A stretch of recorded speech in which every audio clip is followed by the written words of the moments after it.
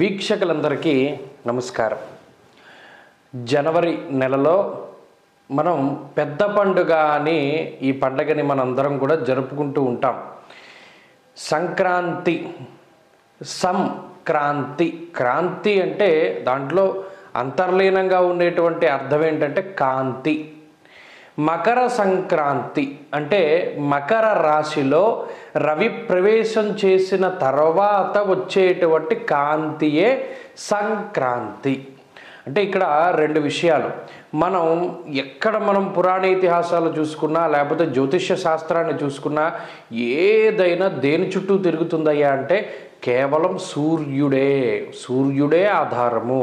అందుకనే ఆయన్ని ప్రత్యక్ష నారాయణుడు అన్నారు. ఆయనే కనబడేటువంటి దైవము. మరి మనకు తెలుసు కృతయుగం, త్రేతాయుగం, ద్వాపరయుగం, కలియుగం లాంటి యుగాల యొక్క ప్రమాణాలు కూడా సూర్యుని యొక్క వ్యాసాన్ని బట్టి, వ్యాసార్థాన్ని బట్టే తీసుకున్నారు. మీరు ఉదాహరణకి చూస్తే సూర్యుని యొక్క వ్యాసాన్ని చూస్తే 64 లక్షల మైల్స్లో నొక్కితే అదే కొలమానం మనకి ఏమవుతుంది? ఇప్పుడు 4,32,000 సంవత్సరాలు అన్నాం. మరి దీనికి డబుల్ చేస్తే 8,64,000 సంవత్సరాలు. అంటే దీనిపైన ఉండేటువంటి ద్వాపరయుగ ప్రమాణం సూర్యుని యొక్క వ్యాసం 1.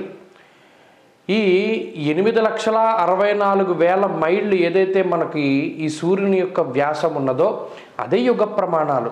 రాత్రి అయినా పగలైనా లేకపోతే ఋతువులైనా వర్షాలు పడాలన్నా ఏం జరగాలన్నా సూర్యుడే మనకి ఆధారం. అందుకనే జ్యోతిష్శాస్త్రమందు కూడా ఆయనకు ఉండేటువంటి ప్రాముఖ్యత. అందుకనే ఆయన్ని గ్రహరాజు అన్నారు, ఉత్తనే అల్లా. మరి ఆయన ఇప్పటి వరకు దక్షిణ దిక్కుగా ప్రయాణం చేస్తూ వచ్చారు.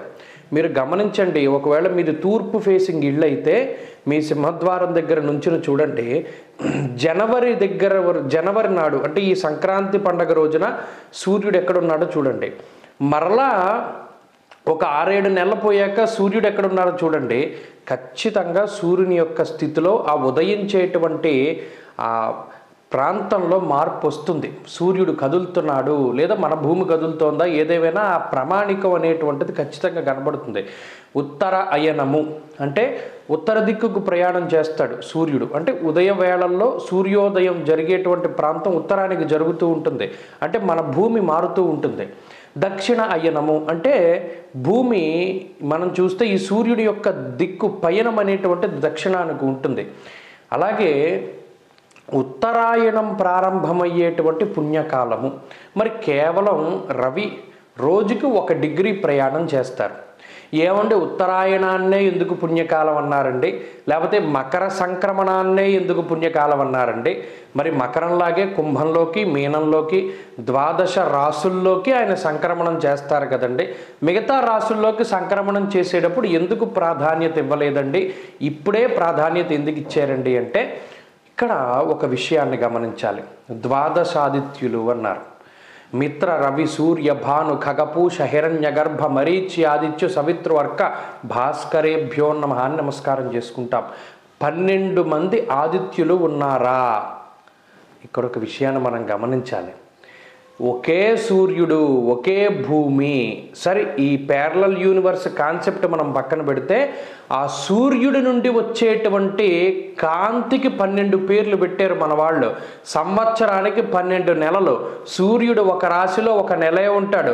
అంటే ఆ నెలలో ఆయన నుండి వచ్చేటువంటి కిరణాలు ఏంటో ఆ కిరణాలను బట్టి సూర్యుడిని పిలుస్తూ ఉన్నారు మన వాళ్ళు. ఎంత గొప్ప మేధా సంపత్తో చూడండి. మరి భోగి అన్నాం పండగనే.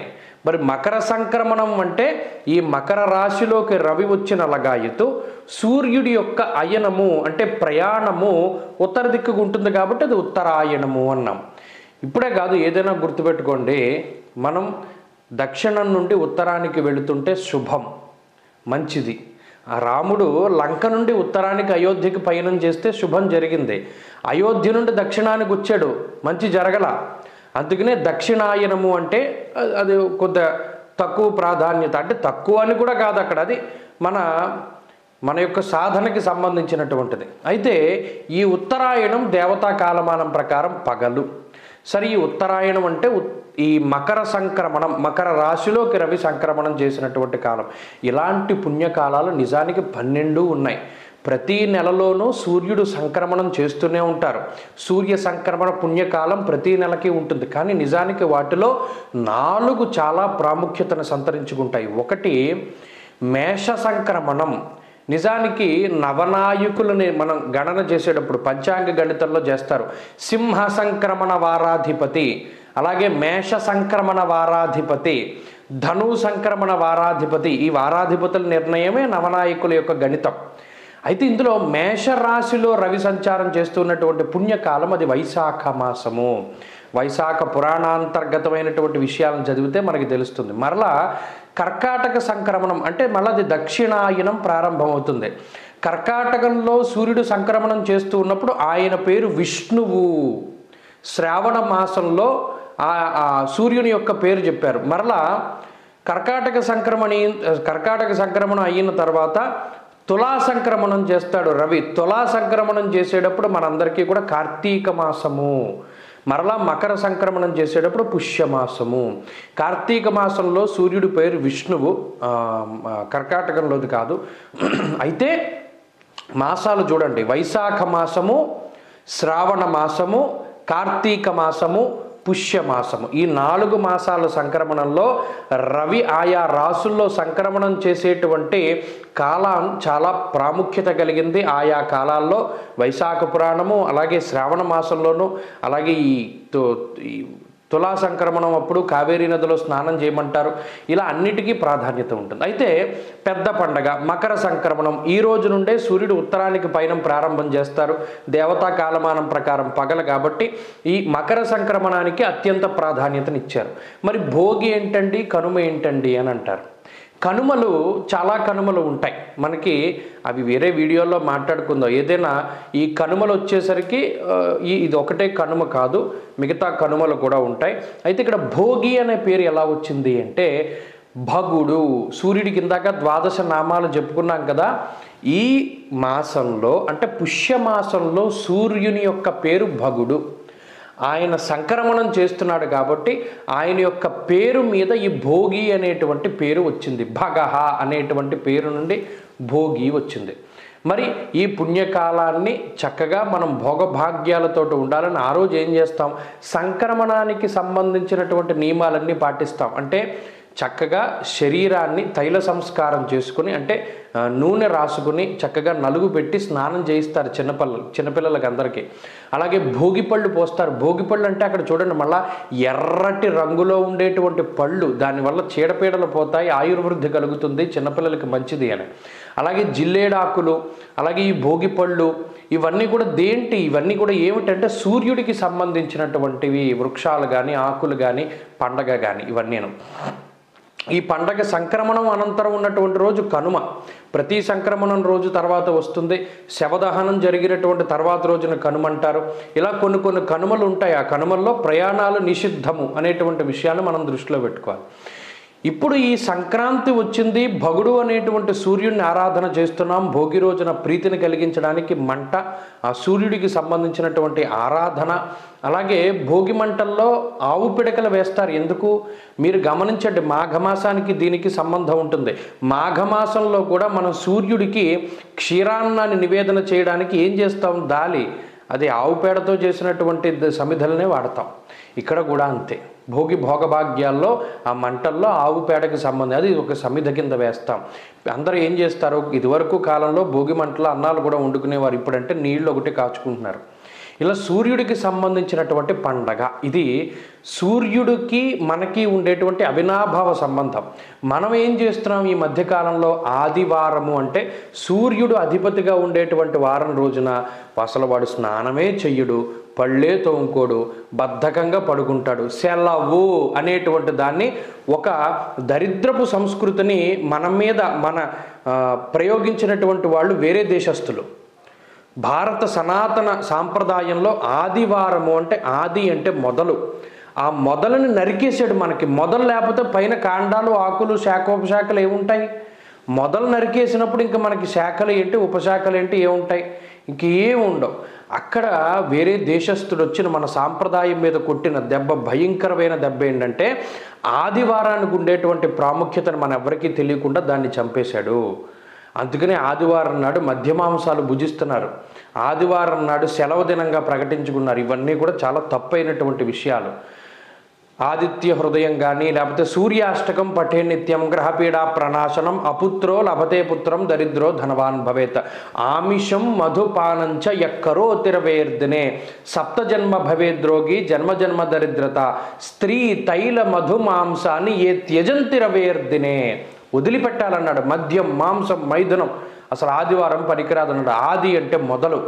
ఇప్పటికైనా మనం మన సంప్రదాయాన్ని గుర్తిద్దాం, మన యొక్క ఆచారాలను కాపాడుకుందాం. పక్క దేశస్థుడు, పరాయి దేశస్థుడు మన సంస్కృతిని పాడు చేయాలి అనేటువంటి ఉద్దేశంతో చేసినటువంటి కుట్రని మనం భగ్నం చేద్దాం. సూర్యుడికి ఇంత ప్రాధాన్యత, ప్రతి పండగలోనూ కూడా ఇంతటి ప్రాధాన్యతని మన పూర్వీకులు మనకి ఇచ్చారు. కాబట్టి ఆ సూర్య నమస్కారాలు ఆ సంస్కృతే తీసేసాడు వాడు. సూర్య నమస్కారాలను సంస్కృతి, సూర్యుడికి అర్ఘ్యం ఇచ్చేటువంటి సంస్కృతి, ఇవన్నీ తీసేశాడు. సాక్షాత్తు రాముడంతటి వాడు, ఆ మర్యాద పురుషోత్తముడు, మహానుభావుడు రావణాసురుణ్ణి చంపడానికి వెళ్ళినటువంటి సమయంలో సాక్షాత్తు అగస్త్య మహర్షి వెళ్ళి ఆదిత్య హృదయం చెప్పారు. ఆదిత్య హృదయానంతరం త్రిరాచమ్య 3 సార్లు ఆచమనం చేసిన తర్వాత రాముడు ధనుర్బాణాలు తీసుకువెళ్ళి రావణాసురుణ్ణి సంహారం చేశాడు. అంతటి గొప్ప శక్తి ఆదిత్యునిలో ఉన్నది. అది మన దగ్గరికి రావాలి అంటే ఖచ్చితంగా మనం ప్రతిరోజు ఆదిత్య హృదయం చదవాలి. సూర్యుడికి మనం ఎక్స్పోజ్ అయ్యి ఉండాలి. ఆదివారం నాడు బద్ధకాన్ని వదిలిపెట్టాలి. మద్యం, మాంసం, మైథునాన్ని మానేయాలి. ఆదివారానికి ఉండేటువంటి ప్రాముఖ్యతను తెలుసుకోవాలి. సంక్రాంతి పండగకి అలాగే ప్రతి క్రాంతికి కూడా ఉండేటువంటి విషయాలని అందరం కూడా చక్కగా అవగాహన చేసుకోవాలి. పెద్ద పండగ చేసుకుంటున్నాం, మరి దీని వెనకాల ఉన్నదంతా సూర్యుడే. భగుడు అనేటువంటి సూర్యుడి పేరు మీద ఈ నెలలో సూర్యుడి నామం అది. భోగి పండగ వచ్చింది, సంక్రమణం జరుగుతోంది. సంక్రమణం జరిగింది కాబట్టి పండగ, పెద్ద పండగ వచ్చింది, పంటలు చేతికి వస్తున్నాయి. సూర్య సంక్రమణం అది చాలా పుణ్యకాలం. పెద్దలందరికీ కూడా, పితృదేవతలందరికీ కూడా పేరు పేరున చెప్పి పొత్తర్లు ఇస్తారు.